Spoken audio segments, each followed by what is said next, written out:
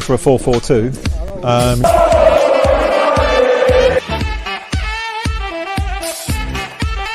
He didn't know what was going on in the room. Elias managed to refrain from swearing.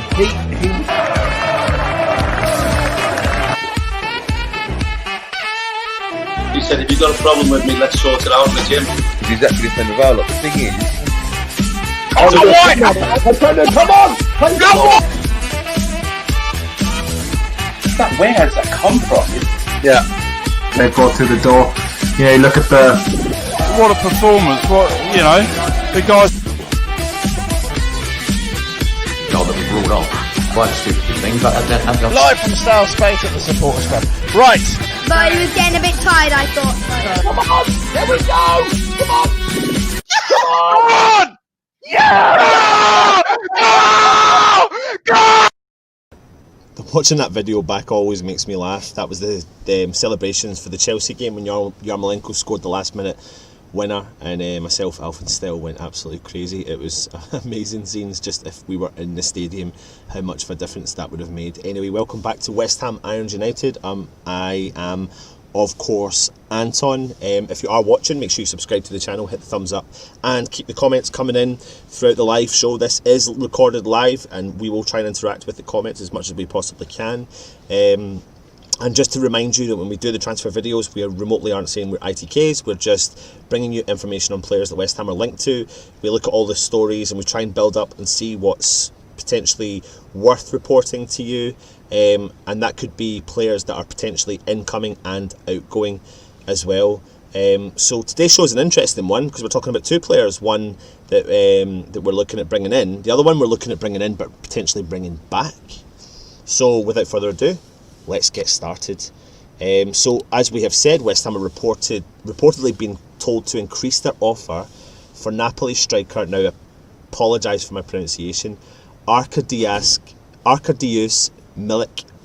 It's been claimed that West Ham have offered the Serie A side £6.3 million, of course, after David Moyes is now targeting a replacement for Haller, who went off to Ajax earlier last week. Napoli, though, are keen to offload the 26-year-old this month, with his contract set to expire in the summer. The Poland international, wrong image, is yet to feature for the Italian outfit this term, having been omitted from Gattuso's Serie A and Europa League squad, so he's not featured and he's not played a lot so far this season. His ascent to the top of the football world, you could say, was a really slow one. He impressed for Polish club, again, apologies for my pronunciation here, Górnik Zabrze as a youngster, and earned himself a move to Bayer Leverkusen for approximately £2 million. Unfortunately for him, his time at the Bay Arena was brief, making only 7 appearances, and after a demotion to the reserves, he went down to the reserves, absolutely. He was sent out on loan to Augsburg, but the Pole failed to make the most of the opportunity, scoring only 2 goals in roughly about 18 appearances. But Ajax spotted something in him and signed him in a loan deal for 12 months. And in Amsterdam, Milik scored goals. He finished the 2014-2015 season with 23 goals in all competitions, and after making the move to the Dutch Giants permanent, he followed that up with another 24 goals the season after.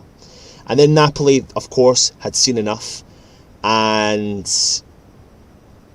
they were like, listen, we need to sign this guy will fit into our system, and they parted with £30 million to secure the services of the Polish forward, identifying him as a successor to Higuain in Naples. He scored twice in his debut and netted braces against Dynamo Kiev and Bologna to kickstart his career off in style with Napoli. He's a versatile and well-rounded left-footed forward who's also capable of playing off another forward as a second striker or as a winger. So you can start to see why Moyes is potentially interested in him. He possesses, he's got the ability to both score and create goals. He possesses pace and good movement off the ball, as well as a powerful and accurate shot, which makes him an excellent finisher and goal scorer. He's physically strong, agile, He's got a great header of the ball, which allows him to excel in the air. So again, like we said, we're starting to build up the transfer stories that people are or that we're linked with, and the players that we're linked with, and you can start to see the sort of player that Moyes is going to be interested in bringing in. Couple of things to talk about though. Since signing for Napoli in August 2016 for that fee, he did tear his anterior cruciate ligament twice within the space of 12 months on both different knees. So that's something to be slightly concerned about, although he has still managed to score an impressive 46 goals in about 109 appearances in all competitions for Napoli. So he is a natural born goal scorer, especially from his time through Ajax through to Napoli. But it's because his time is coming to an end at Napoli, there is that battle between the club and the player to potentially bring, he said he doesn't want to sign a new contract and he's keen to go. So Gattuso has gone no holds barred and said you're omitted from the squad completely. So they're looking to potentially just get anything for him, from what I believe. But I think they are looking for approximately about £8 million. And apparently, according to sources close to the club, whatever you want to say, West Ham have bid about £6 million. So there's a couple of million valuation there. What's my thoughts on him? Get your comments in below and let me know your thoughts on him as well. I'm not 100% too sure. I mean, we're starting to see the build-up of the story of the players that Moyes is keen and interested in. But my biggest concern probably comes with his two really bad injuries on both knees, although he has, fair play, recovered and gone on to make a decent career of himself. And those injuries were a couple of seasons ago. But I don't know, maybe there's some iron left, some fire left in the belly for him to come on and make something. He's a cheap option, but he's got goals in him. He's a Polish international as well. I mean, people have likened him to his compatriot Lewandowski. Like, people have said he's a similar type of player, pacey, and fair play to Lewandowski. He doesn't just stick up the top, he does track back and he does a lot of work for the team as well. So what is your thoughts? I'll jump into some of the comments. I don't think there's a huge amount of comments here. Nick Miller is saying, I wouldn't sign Milik, I would love to see Dia or Daka, more entertaining and more goals, I reckon. Zach Parker is saying, cheap, another free agent in the summer. As we predicted, we won't be spending £20 million on him. Kieran is saying, sounds like a big gamble, Anton. James Farmer is saying he's not convinced. So I don't know, guys. I mean, I was saying this before, when we do the transfer shows, we look into a lot of the information, and you know, he's a well-known player, especially if you watch even the Euros or the World Cups. You get to see players like Milik and Lewandowski, because you know, it's always like you always feel like when it's a player of Lewandowski's ability, then other players go missing, but you start to see and build up the other players in and around them.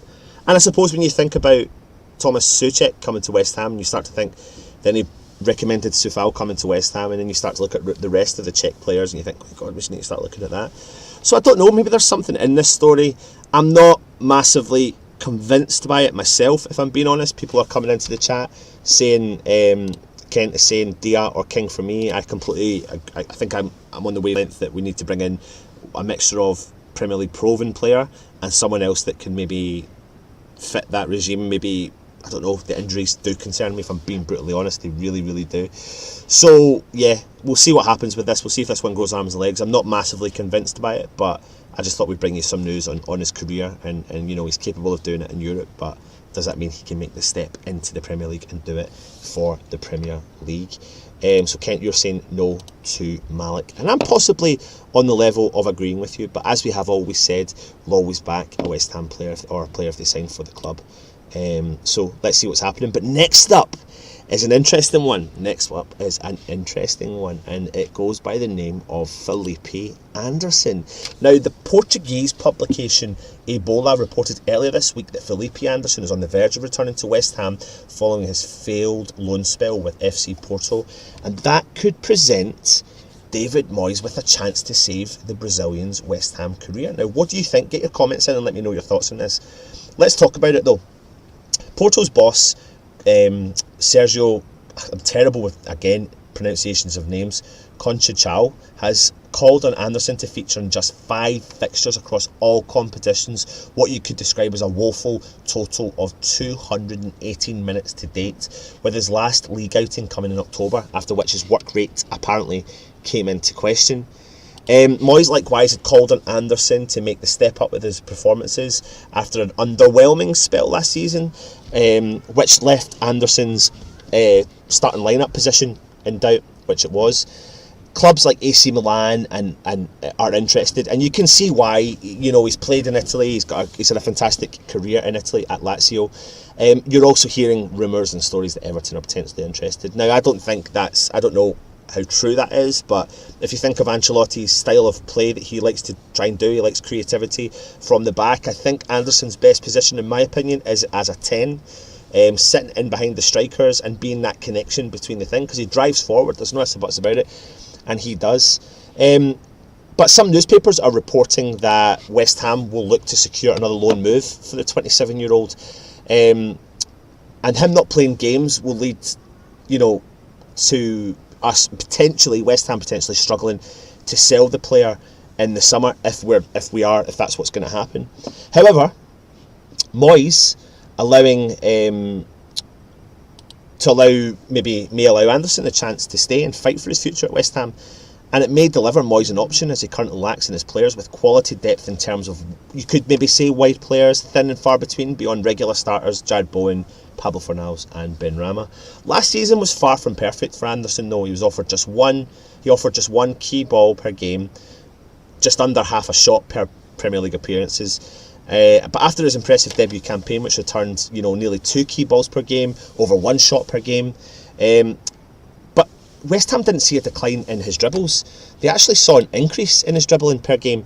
It rose from over 2 dribbles per game to 2.5 dribbles per game, which would be enough to Anderson to rank first amongst all of the current players at West Ham in the midfield. And he would also rank first in key passes. Currently West Ham's key passer, you could say, is Bowen, who makes 0.8 key passes per game at present, whilst Yarmolenko, who's the kind of go-to guy from the bench when fit, is 9th with 0.33 ratio for shots at goal. But Anderson trumps all of them as well. So I'm on the wavelength when it comes to Felipe Anderson. I've always been a Felipe Anderson fan, and it's a different fan if you think about Sebastian Haller. I think that some players are played differently, but West Ham are lacking. We've got creativity in that midfield, but Moyes is not dead set on starting, say, Ben Rama and Lanzini together. Do we have further options than that? No. Do we have anyone that drives forward with the ball, apart from, the trickery? No. And I feel like Felipe Anderson, I'm going to bring us all the way back to a couple of seasons ago during the winter schedule. We played Newcastle at St James's Park. We beat them 3-0, and Felipe Anderson was instrumental to why West Ham won that game that day. He scored a goal, he set up a couple of goals for the players. Chicharito got on the score sheet, but that was because Anderson played in behind the striker and gave us another option. Now, this is where I'm at with it. If he's in Porto and he's only played 218 minutes since the transfer deadline day closed the last time, there's no point in him being there. He can be as well just coming back to West Ham and coming off the bench and being an impact substitution, because I think he can do the job. And in actual fact, I think it was, I'm not on the side of fans that turn around and go, he needs to leave the club because he's not putting in the performances. I genuinely believe he's a confidence player. I genuinely believe his best position is in the middle of the park, in behind the striker. I don't think his best position, depending on who he plays with, is out on the left-hand side or the right-hand side. If there's other creative players there, like Ben Rama, like the Lanzinis of the world, possibly. But we know Moyes is not going to do that. I think it's worthwhile bringing Anderson back and giving him a shot until the end of the season. He'll get game time. We need players. We don't have strength and depth. He will get game time at West Ham. And who knows, we could resurrect his career. He could go on and have a fantastic second half of the season. And what would that do if West Ham want to keep him? Great, we've got a great player. And if West Ham want to sell him, hopefully we'll generate some of the income and make back some of the transfer fee that we put out originally to sign him. Let's have a look at some of the comments and see what people are saying regarding him as well. Mark Gallagher, give Anderson another chance, maybe an impact player off the bench. Just what I've said, Mark. Yeah, completely agree with you. I don't see the harm in it. Bring Anderson back and out him as soon as possible and get what you can for him. I get people's frustration and I get why people would say that, but I always feel like, was there a benefit? We could have probably... Would we have got £20 million for Haller in the summer? I think we would have, if I'm being brutally honest. If he'd carried on his current career the way West Ham was going on, would we have got £20 million for Haller in the summer? I think we would have. I genuinely believe we would have got that minimum for him in the summer. Would it have been worthwhile keeping him? Yes. Why? Because we've only got Antonio. We're relying so much heavily on Antonio without another striker coming in. So it's kind of the same with Anderson. Will we get... If the West Ham board are obviously willing to take a hit on a player. They're willing to take a hit on a player. It's not great. It's not great business acumen, but they're still willing to take a hit on a player. So if they're willing to take a hit on a player like Anderson, what value is he getting? What value is the club getting if he's just sitting on the bench not doing anything? I think West Ham can really bring something potentially back to him. I think if Moyes is willing to give it a shot, it could work. David Trevitt is saying, don't want to see Anderson anywhere near our squad. Get him back and sell for anything we can get. Oh, there goes my flag. It's okay, we'll just tuck that over there. Welcome to live YouTubing. I don't want to see Anderson back, if I'm being honest, Jake. I do, mate. I absolutely do. Lee, get him out. It's not what Moyes wants, otherwise he would still be training with the team. Apparently UAE club want to sign him. Very strange. Yeah, it's probably because you have just looked at the gossip column of any website still. Ian Smith, so Haller was personally given $3 million to compensate his wage loss. Scandalous. AC Milan would be a comfortable for me and give him confidence. Don't know, mate. I think he should come back to West Ham. I think times have changed, even more so since when he left. And I wonder what he'd be like in a confident-ish West Ham side, alongside players like Lanzini and Benrahma and Souček, and now, Souček's now stamped his authority onto that team, Declan Rice, etc. Kieran's saying he has been the most frustrating player for fans. Can't see Moyes fitting him in. Still, if he went to Everton and did well, it would expose Moyes for being unable to use players' strengths. I think we all know that, though. Like, Moyes, he's clever in some aspects in terms of bringing a player into a new position and filling them with confidence and creating something from nothing, but sometimes utilising a current player's ability. I mean, Anderson's not a crap player. Sebastian Haller's not a crap player. I don't know if I think it's worth... I just don't see why we would have to get rid of Felipe Anderson, personally. We need the subs. James is saying, sell in the summer. I wouldn't mind Anderson back, but it won't happen. Moyes is done with him, unfortunately. I'm not so sure, mate. I really am not so sure. I'll be intrigued to see what happens here. Anderson is a 10. We have a few of them. Newcastle away, Arsenal away prove that we need to loan him and sell him because we won't maximise him. But again, I totally agree, but we are currently playing on one system and one formation, and we need to try and test different theories. It's going to get to the point where it will absolutely go against West Ham when a couple of injuries happen and we are screwed and we don't have options, and we all know we are riding our luck right now when it comes to things like that. Zach, Manson hasn't got a professional mentality. He's a weak-minded confidence player who loves hiding in his shell, but he's a confidence player. West Ham are playing reasonably confident just now. Could we be doing with him? I'm up for giving him a chance. Kieran, I think Moyes can ruin any player's confidence if he doesn't want them, i.e. Haller.